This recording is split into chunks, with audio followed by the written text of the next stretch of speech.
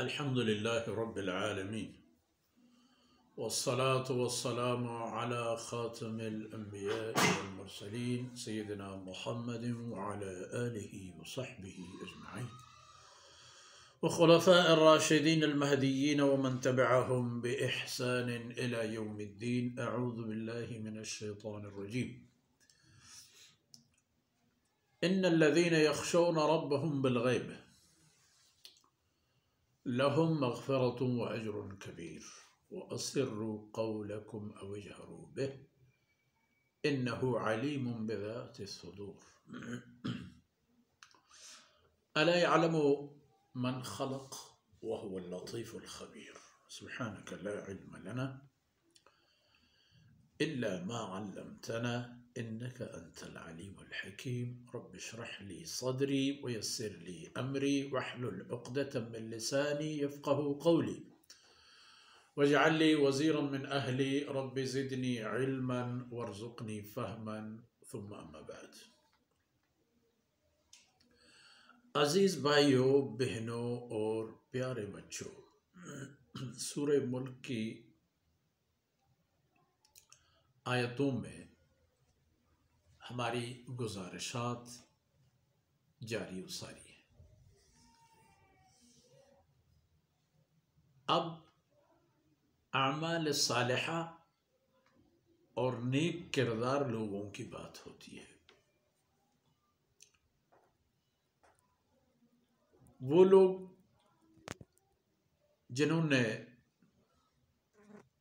کفر کا راستہ انتخاب کیا تھا تو ان کا راستہ کہاں جا کر ختم ہوا، وہ بات ہو گئی. اب نیک لوگوں کو زیر بحث لایا جاتا ہے کہ ان کا راستہ کہاں سے شروع ہوتا ہے اور کہاں جا کر پہنچ جاتا ہے، ان کا منزل کہاں ہے. ان الذین یخشون ربهم بالغیب، جو لوگ اپنے رب سے ڈرتے ہیں بالغیب، اس حالت میں کہ وجودی طور پر تو انہوں نے اللہ رب العزت کو دیکھا نہیں، بس اللہ کے کلام پر ان کا اعتبار ہے، رسول صلی اللہ علیہ وسلم کی تعلیمات پر ان کا اعتماد ہے، اور وہ اللہ رب العزت کی صناعیت اور قدرت کاملہ کے شاہکاروں کو دیکھ کر کے ایمان بالغیب لا چکے ہیں اللہ پر. یخشون، خشیہ کا معنی خوف، ڈر، اور ڈر کے متعدد وجوہات ہوتے ہیں. ایک اور بہترین اور اہم ترین وجہ فقدان نعمت.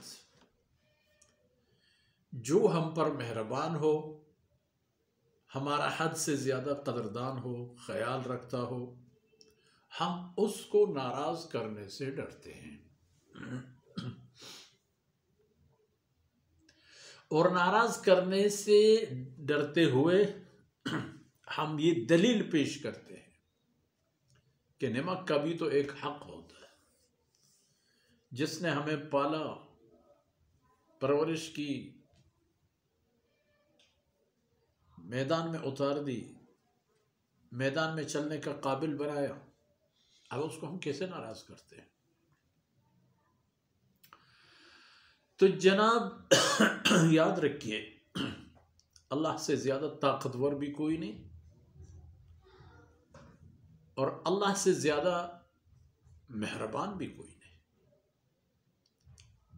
اللہ کی گرفت سے کوئی بھی نہیں بچ سکتا، اور اللہ رب العزت کا یہ فیصلہ ہے کہ وہ باغیوں کو نہیں چھوڑتا ہے، گناہگاروں کو معاف کرتا ہے، لغزشوں سے درگزر کرتا ہے، لیکن بغاوت کرنے والوں کو ذلیل کرنا یہ اللہ کا اٹل فیصلہ ہے، دنیا میں بھی اور آخرت.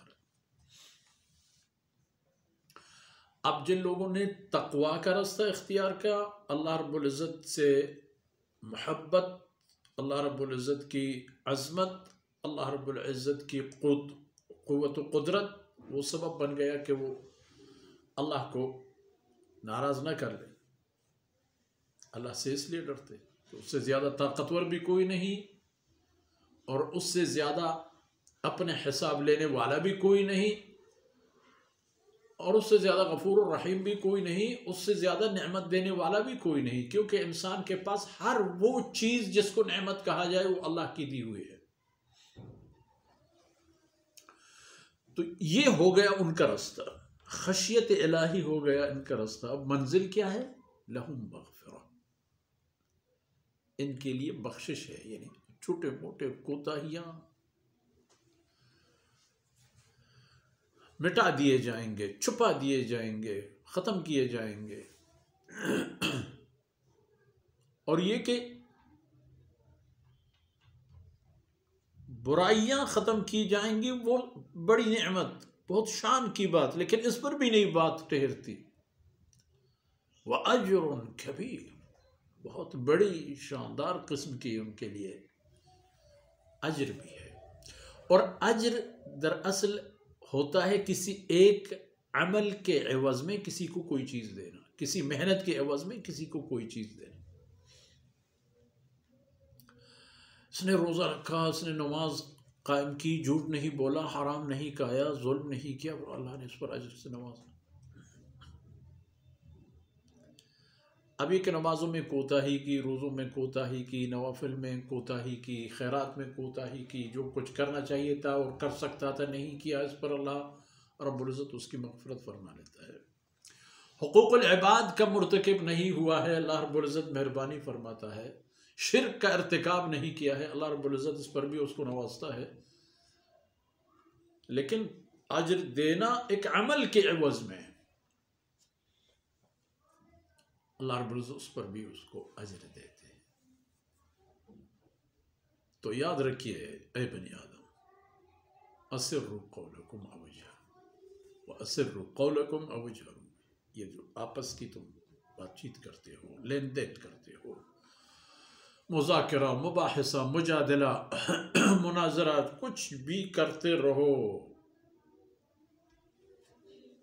شور مچاتے رہو، آہستہ بات کرتے، علیم بذات الصدور، وہ باتیں جو زبان سے نکلتی ہیں انہیں تو ہر ایک سمجھ جاتا ہے، عام طور پر اکثریت کو سمجھ آتی ہے کہ یہ کیا کہہ رہا تھا اور وہ کیا کہہ رہا تھا۔ لیکن اللہ رب العزت کی شان یہ دیکھ لو کہ وہ علیم بذات الصدور۔ اسروا قولکم او اجہروا بہ انہ علیم بذات الصدور، وہ تو دل کے اندر والے حالات اور کیفیات اور احساسات کو بھی جانتا ہے، خوب جانتا ہے کہ آگے چل کر تم کیا کرو گے، میں کیا کروں گا، وہ کیا کرے۔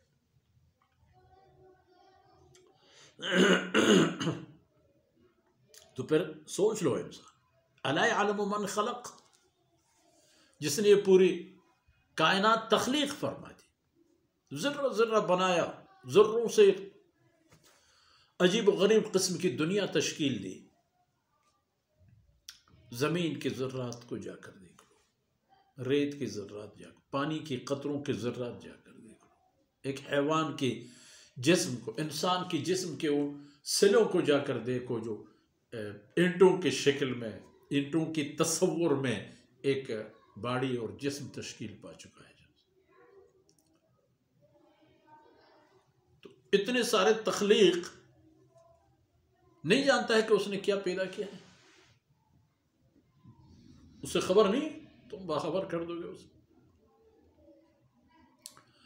وَهُوَ اللطیف، وہ ذرہ نواز ہے، لطف کرنے والا ہے، معمولی سی چیزوں کو بہت بڑی شان دینے والی ذات ہے، اور خبیر، مخلوق کے ہر قدم، ہر عمل، ہر فعل، ہر قول، ہر نیت اور ہر قصد و ارادہ سے باخبر ہے۔ کیا پلان بنا لیتے ہیں اپنے دلوں میں، کیا خیالات آتے ہیں ہمارے وہم اور گمان میں، ان کو پکڑ کے روکنے اور ان کو وجود دینے میں ہم کیا تگ و دو کرتے ہیں، وہ لطیف الخبیر، اس ذرہ نواز ذات کو میرے اور آپ کی ہر چیز کا مکمل خبر ہے، وہ جانتا ہے کوئی چیز، کوئی بات، کوئی کل، کوئی حال، مستقبل اس کی نظر سے اوجل نہیں، کوئی ماضی انہوں نے فراموش نہیں کی ہے۔ تو جب یہ بات ہے، انسان کو یہ سوچنا چاہیے کہ اس کا راستہ یہیں سے شروع ہو جائے تو اس کے لیے بہتر ہے، یہیں سے۔ کہاں سے؟ ان الذین یخشون ربهم بالغیب، جن لوگوں نے اللہ رب العزت سے خوف اور خشیت کا احساس حاصل کیا، اس پر ڈٹا اور جمع رہا اور چلتا رہا، تو اس کو پھر اس پر چلتے رہنا چاہیے کہ عاقبت الامر لہم مغفرۃ و اجر کبیر، اس کی آخری جگہ اور آخری منزل وہی جا کر ختم ہو جاتی ہے۔ اور اسی پر ہماری آج کی نشست کی وقت فرصت بھی اور یہ لمحات بھی اختتام پذیر ہو گئیں۔ اللہ رب العزت اپنے کرم سے ان لمحات کو میرے اور آپ کی اور ہمارے والدین، اولاد، اساتذہ، احباب، متعلقین، دوست اور ہر مسلمان کی جو دین کا غم رکھتا ہے، امت کا فکر رکھتا ہے، انسانیت کا خیال رکھتا ہے، سب کی طرف سے اللہ رب العزت انہیں قبول فرمائے اور دنیا اور آخرت کا ذخیرہ بنا دے۔ وصلی اللہ علی نبینا محمد وعلی آلہ وصحبہ اجمعین۔